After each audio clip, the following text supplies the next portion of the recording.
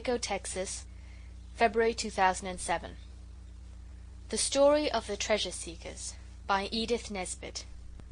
Chapter 13. The Robber and the Burglar. A day or two after Noel came back from Hastings there was snow. It was jolly, and we cleared it off the path. A man to do it is sixpence at least, and you should always save when you can. A penny saved is a penny earned. And then we thought it would be nice to clear it off the top of the portico, where it lies so thick, and the edges as if they had been cut with a knife. And just as we had got out of the landing window onto the portico, the water-rates came up the path with his book that he tears the thing out of that says how much you have got to pay, and the little ink bottle hung on to his buttonhole in case you should pay him. Father says the water-rates is a sensible man, and knows it is always well to be prepared for whatever happens, however unlikely. Alice said afterwards that she rather liked the water-rates, really, and Noel said he had a face like a good vizier, or the man who rewards the honest boy for restoring the purse, but we did not think about these things at the time, and as the water-rates came up the steps we shovelled down a great square slab of snow like an avalanche, and it fell right on his head. Two of us thought of it at the same moment, so it was quite a large avalanche. And when the water-rates had shaken himself he rang the bell. It was Saturday, and Father was at home. We know now that it is very wrong and ungentlemanly to shovel snow off porticos onto the water-rates, or any other person, and we hope he did not catch a cold, and we are very sorry. We apologized to the water-rates when Father told us to. We were all sent to bed for it. We all deserved the punishment, because the others would have shovelled down snow just as we did if they'd thought of it, only they are not so quick at thinking of things as we are. And even quite wrong things sometimes lead to adventures, as everyone knows who has ever read about pirates or highwaymen. Eliza hates us to be sent to bed early, because it means her having to bring meals up, and it means lighting the fire in Noel's room ever so much earlier than usual. He had to have a fire because he still had a bit of a cold. But this particular day we got Eliza into a good temper by giving her a horrid brooch with pretending amethysts in it, that an aunt once gave to Alice, so Eliza brought up an extra scuttle of coals, and when the greengrocer came with the potatoes, he is always late on Saturdays, she got some chestnuts from him. So that when we heard Father go out after his dinner, there was a jolly fire in Noel's room, and we were able to go in and be Red Indians in blankets most comfortably. Eliza had gone out. She says she gets things cheaper on Saturday nights. She has a great friend who sells fish at a shop, and he is very generous and lets her have herrings for less than half the natural price. So we were all alone in the house. Pincher was out with Eliza, and we talked about robbers. And Dora thought it would be a dreadful trade, but Dicky said, "I think it would be very interesting. And you would only rob rich people, and be very generous to the poor and needy, like Claude Duval." Dora said, "It is wrong to be a robber." "Yes," said Alice, "you would never know a happy hour.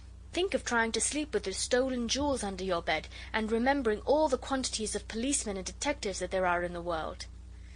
"There are ways of being robbers that are not wrong," said Noel. "If you can rob a robber it is a right act." "But you can't," said Dora. "He is too clever, and besides it's wrong anyway." "Yes, you can, and it isn't, and murdering him with boiling oil is a right act too, so there," said Noel. "What about Ali Baba?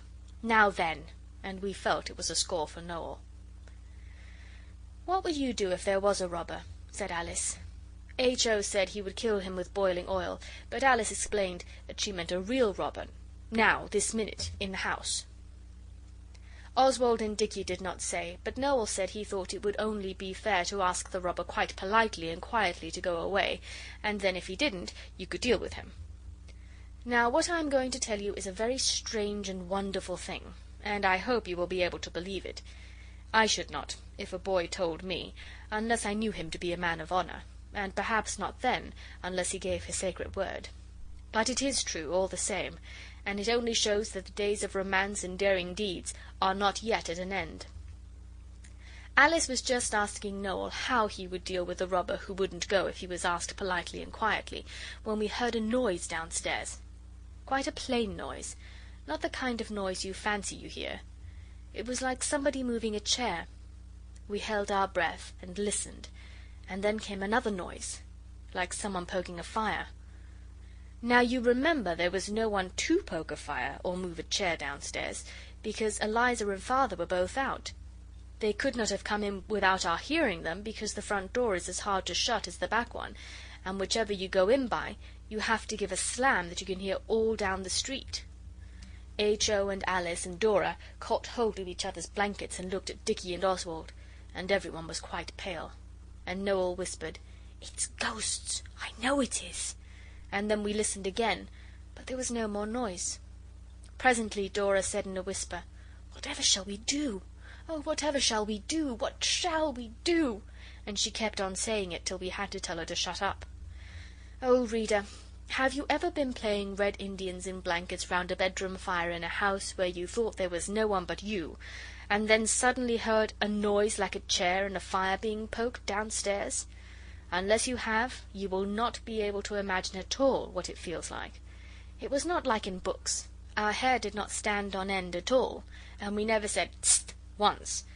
But our feet got very cold, though we were in blankets by the fire, and the insides of Oswald's hands got warm and wet, and his nose was cold like a dog's, and his ears were burning hot. The girls said afterwards that they shivered with terror, and their teeth chattered, but we did not see or hear this at the time. "Shall we open the window and call the police?" said Dora, and then Oswald suddenly thought of something, and he breathed more freely and said, "I know it's not ghosts, and I don't believe it's robbers. I expect it's a stray cat got in when the coals came this morning, and she's been hiding in the cellar, and now she's moving about. Let's go down and see." The girls wouldn't, of course, but I could see that they breathed more freely too. But Dicky said, "All right, I will if you will." H.O. said, "Do you think it's really a cat?" So we said he had better stay with the girls, and of course after that we had to let him and Alice both come. Dora said if we took Noel down with his cold she would scream fire and murder, and she didn't mind if the whole street heard. So Noel agreed to be getting his clothes on, and the rest of us said we would go down and look for the cat. Now Oswald said that about the cat, and it made it easier to go down, but in his inside he did not feel at all sure that it might not be robbers after all. Of course, we had often talked about robbers before, but it is very different when you sit in a room and listen and listen and listen. And Oswald felt somehow that it would be easier to go down and see what it was than to wait and listen and wait and wait and listen and wait, and then perhaps hear it, whatever it was, come creeping slowly up the stairs as softly as it could with its boots off, and the stairs creaking towards the room where we were, with the door open in case of Eliza coming back suddenly, and all dark on the landings. And then it would have been just as bad, and it would have lasted longer, and you would have known you were a coward besides. Dicky says he felt all these same things. Many people would say we were young heroes to go down as we did, so I have tried to explain, because no young hero wishes to have more credit than he deserves. The landing gas was turned down low, just a blue bead, and we four went out very softly, wrapped in our blankets, and we stood on the top of the stairs a good long time before we began to go down, and we listened and listened till our ears buzzed. And Oswald whispered to Dicky, and Dicky went into our room and fetched the large toy pistol that is a foot long, and that has the trigger broken, and I took it because I am the eldest, and I don't think either of us thought it was the cat now, but Alice and H.O. did.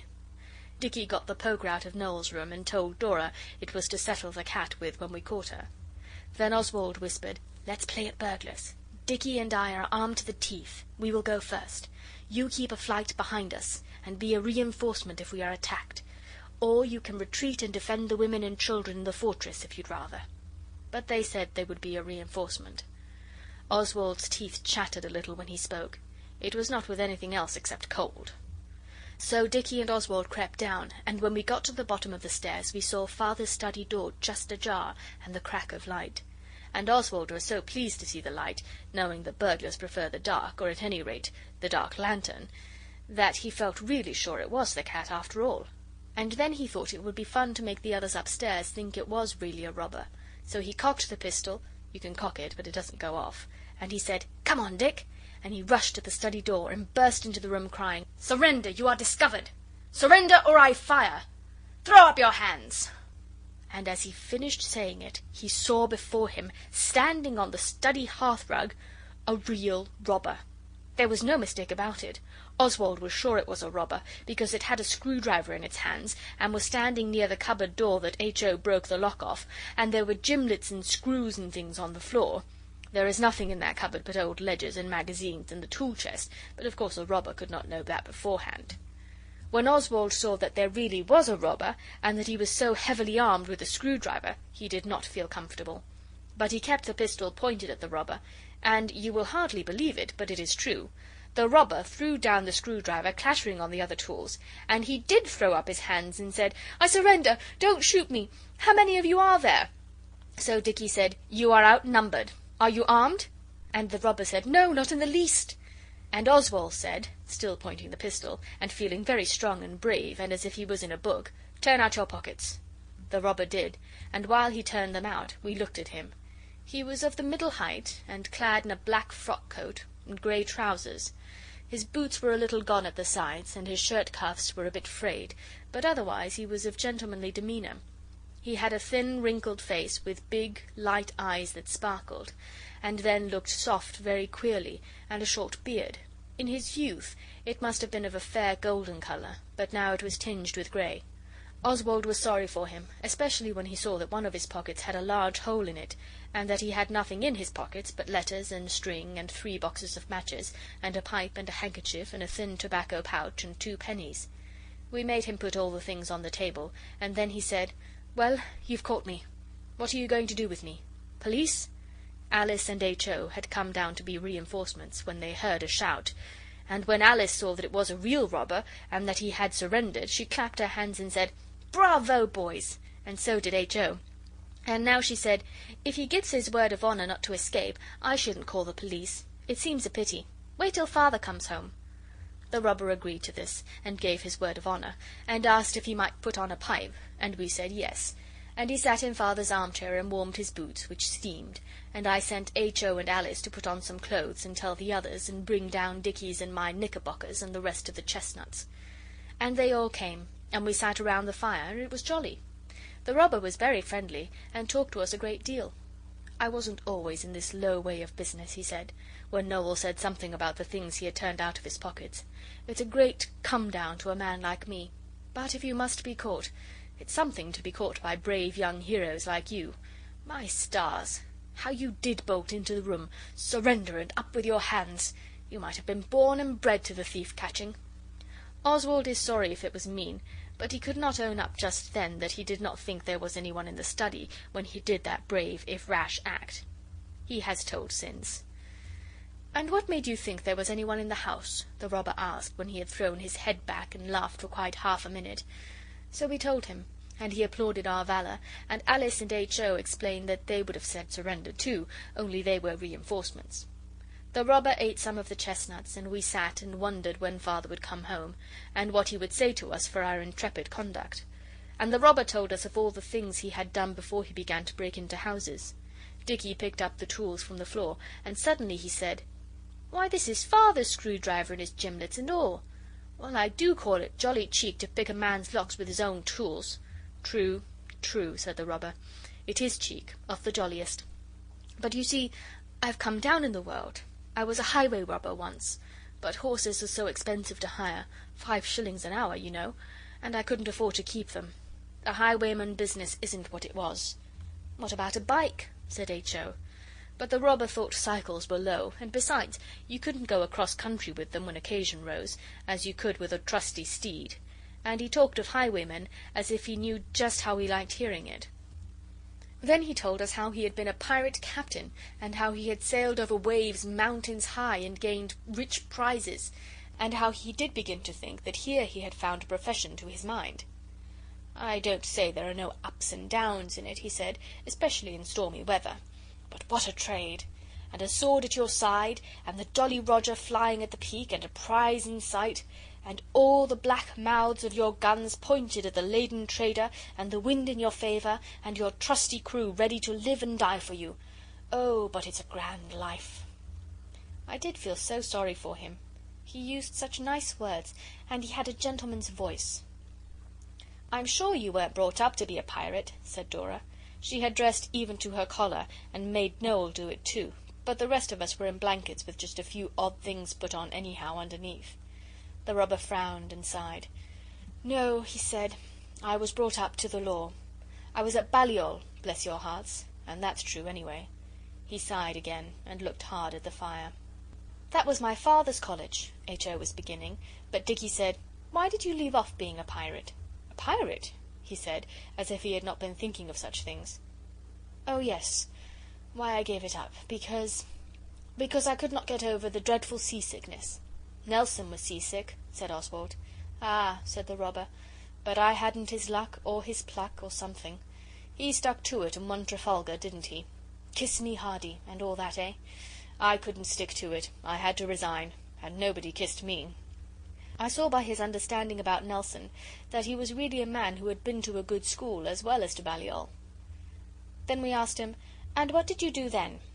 And Alice asked him if he was ever a coiner, and we told him how we had thought we'd caught the desperate gang next door, and he was very much interested and said he was glad he had never taken to coining.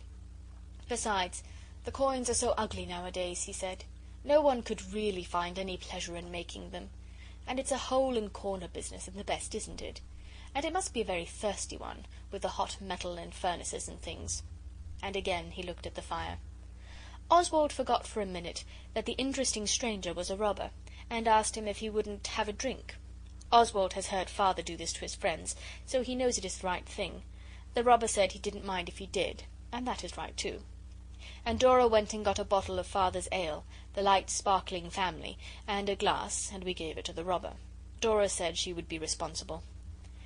Then, when he had had a drink, he told us about bandits, but he said it was so bad in wet weather. Bandits' caves were hardly ever properly weather-tight, and bush-ranging was the same.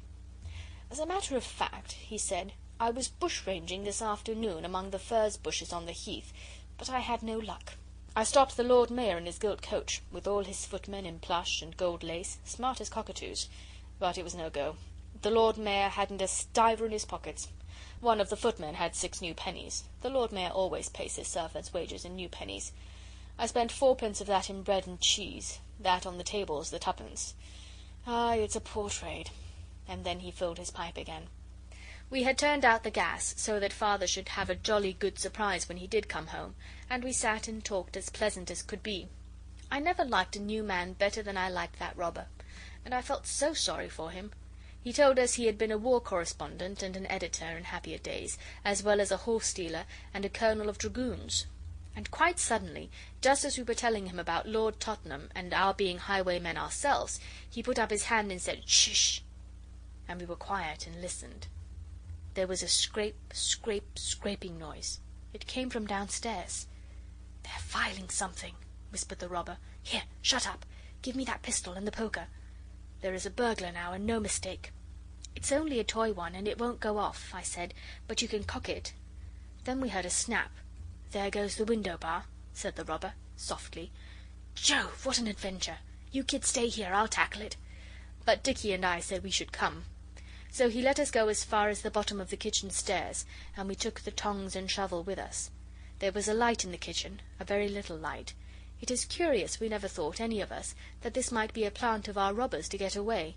We never thought of doubting his word of honour, and we were right.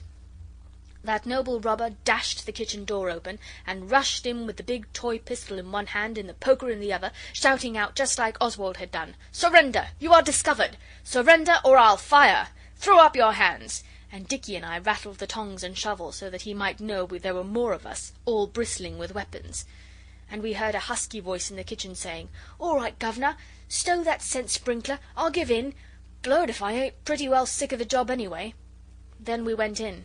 Our robber was standing in the grandest manner with his legs very wide apart, and the pistol pointing at the cowering burglar. The burglar was a large man, who did not mean to have a beard, I think, but he had got some of one, and a red comforter and a fur cap, and his face was red and his voice was thick. How different from our own robber! The burglar had a dark lantern, and he was standing by the plate basket. When we had lit the gas, we all thought he was very like what a burglar ought to be. He did not look as if he could ever have been a pirate or a highwayman, or anything really dashing or noble, and he scowled and shuffled his feet and said, "Well, go on. Why don't you fetch the police?" "Upon my word, I don't know," said our robber, rubbing his chin. "Oswald, why don't we fetch the police?" It is not every robber that I would stand Christian names from, I can tell you, but just then I didn't think of that. I just said, 'Do you mean I'm to fetch one?' Our robber looked at the burglar and said nothing. Then the burglar began to speak very fast, and to look different ways with his hard, shiny little eyes. 'Look here, governor,' he said, 'I was stony broke, so help me, I was. I'm blessed if I've nicked a ha'porth of your little lot. You know yourself there ain't much to tempt a bloke.' He shook the plate basket as if he was angry with it, and the yellowy spoons and forks rattled. 'I was just a looking through this here Bank Holiday show when you come. Let me off, sir. Come now, I've got kids of my own at home. Strike me if I ain't, same as yours. I've got a nipper just about 'is size, and what'll come of them if I'm lagged?' 'I ain't been in it long, sir, and I ain't handy at it.' 'No,' said our robber, 'you certainly are not.' Alice and the others had come down by now to see what was happening. Alice told me afterwards they thought it really was the cat this time. 'No, I ain't handy, as you say, sir. And if you let me off this once, I'll chuck the whole bloomin' biz, break my civvy, I will. Don't be hard on a cove, mister. Think of the missus and the kids. I got one just the cut of little Missy there, bless her pretty heart.' 'Your family certainly fits your circumstances very nicely,' said our robber. Then Alice said, 'Oh, do let him go. If he's got a little girl like me, whatever will she do? Suppose it was Father?' 'I don't think he's got a little girl like you, my dear,' said our robber, 'and I think he'll be safer under lock and key.' 'You ask your father to let me go, miss,' said the burglar. 'He won't have the heart to refuse you.' 'If I do,' said Alice, 'will you promise never to come back?' 'Not me, miss,' the burglar said very earnestly, and he looked at the plate basket again, as if that alone would be enough to keep him away, our robber said afterwards. 'And will you be good and not rob any more?' said Alice. 'I'll turn over a new leaf, miss, so help me.' Then Alice said, 'Oh, do let him go. I'm sure he'll be good.' But our robber said no, it wouldn't be right. We must wait till Father came home. Then H.O. said, very suddenly and plainly, 'I don't think it's at all fair, when you're a robber yourself.' The minute he'd said it, the burglar said, 'Kidded, by gum!' And then our robber made a step towards him to catch hold of him, and before you had time to think 'Hullo!' the burglar knocked the pistol up with one hand and knocked our robber down with the other, and was off out of the window like a shot, though Oswald and Dicky did try to stop him by holding on to his legs. And that burglar had the cheek to put his head in at the window and say, 'I'll give your love to the kids and the missus,' and he was off like winking. And there were Alice and Dora trying to pick up our robber and asking him whether he was hurt and where. He wasn't hurt at all, except a lump at the back of his head. And he got up, and we dusted the kitchen floor off him. Eliza is a dirty girl. Then he said, 'Let's put up the shutters. It never rains but it pours. Now you've had 2 burglars, I dare say you'll have 20. So we put up the shutters, which Eliza has strict orders to do before she goes out, only she never does. And we went back to Father's study, and the robber said, 'What a night we are having,' and put his boots back in the fender to go on steaming.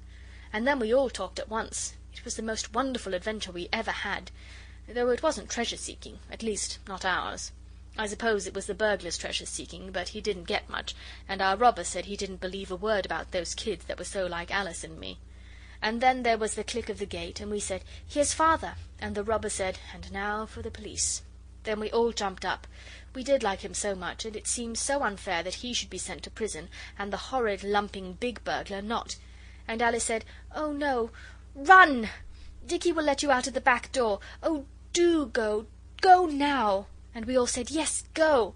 and pulled him towards the door, and gave him his hat and stick and the things out of his pockets. But Father's latchkey was in the door, and it was too late.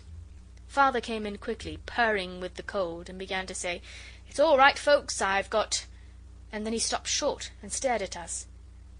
Then he said, in the voice we all hate, 'Children, what is the meaning of this?' And for a minute nobody spoke. Then my Father said, 'Folks, I must really apologize for these very naughty—' And then our robber rubbed his hands and laughed and cried out, 'You're mistaken, my dear sir. I'm not Folks. I'm a robber, captured by these young people in the most gallant manner. Hands up, surrender or I fire, and all the rest. My word, Bastable, but you've got some kids worth having. I wish my Denny had their pluck.' Then we began to understand, and it was like being knocked down. It was so sudden. And our robber told us he wasn't a robber after all. He was only an old college friend of my Father's, and he had come after dinner, when Father was just trying to mend the lock H.O. had broken, to ask Father to get him a letter to a doctor about his little boy Denny, who was ill.